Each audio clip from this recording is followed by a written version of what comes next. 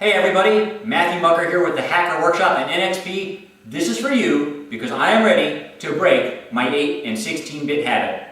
That new Cortex M0 processor looks like a sweet platform to develop on, and I want to get one. Let me show you what I'm willing to give up to get one of those new dev boards. First up, we have the Microchip PIC18F4455 microcontroller. This bad boy has 24K of flash, 2K of RAM, 256 bytes of EEPROM. Not bad for an 8-bit proc, I suppose. Ran up to 48 megahertz, not bad for its day. The thing that set this chip apart from anything else in its day was this was one of the first chips I could buy that had an onboard USB port. That's right, I could take this thing and make a USB joystick out of it. But really, that's about all you could do with it. Have you ever tried to write USB code in 8-bit assembly language? I have. It's no fun. I don't want to do it again. Microchip, this device is gone. That's fun. Alright, next up we have the ATtiny 2313. This Atmel device has 2K of flash, 128 128 bytes of RAM, 128 bytes of EEPROM. It's got an 8-bit timer, it's got a 16-bit timer, runs up to 20 megahertz, but it's an 8-bit proc with 128 bytes of RAM. Its day is over. The 32-bit wave is here. Atmel, I don't know what to do with anything with this chip anymore. I don't need you. I can get the M0. Third, we've got, what do we have here? Oh, this is a great one. This is the Texas Instruments MSP430G2211.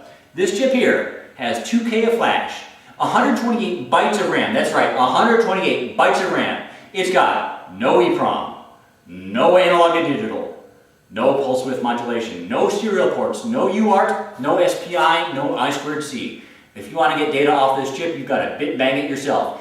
It does have a 16-bit ALU, but come on, TI. 16-bit processor with 128 bytes of RAM? What good is that? The kicker here is that this chip is currently being promoted by TI as part of its Launchpad platform.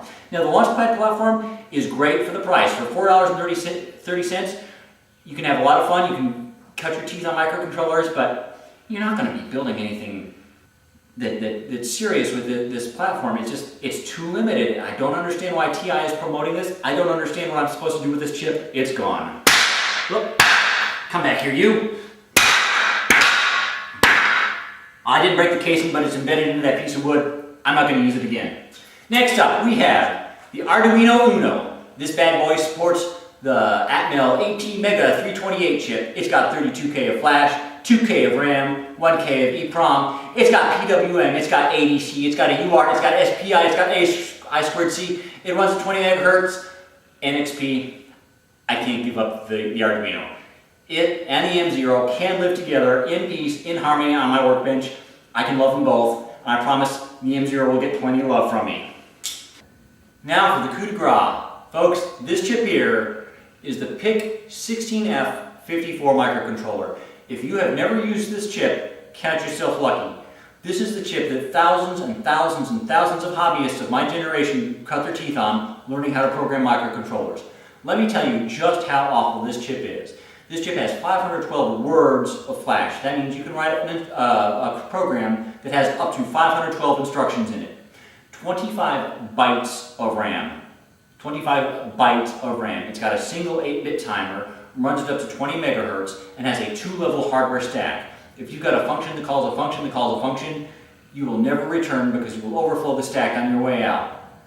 Lastly, as bad as all that is, this chip featured memory banking. Even with only 25 bytes of RAM, you had to manually page in and out the RAM or the special function registers that you wanted to work with.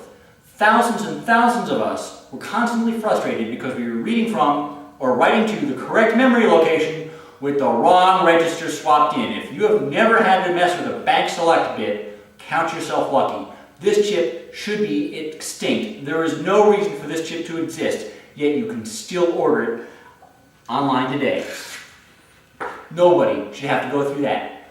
Microchip, this chip has outlasted its usefulness. It is gone. I don't ever want to see it again. And it is gone. NXP, send me one of those M0 processors. let me show the world what I can do with it. The Hacker Workshop is a new blog, it's a new website, but there's plenty of things to come. There's plenty of things for me to show the world, and I want the M0 to be part of it. We'll look forward to seeing you, and we'll look forward to seeing the M0 in future projects on thehackerworkshop.com.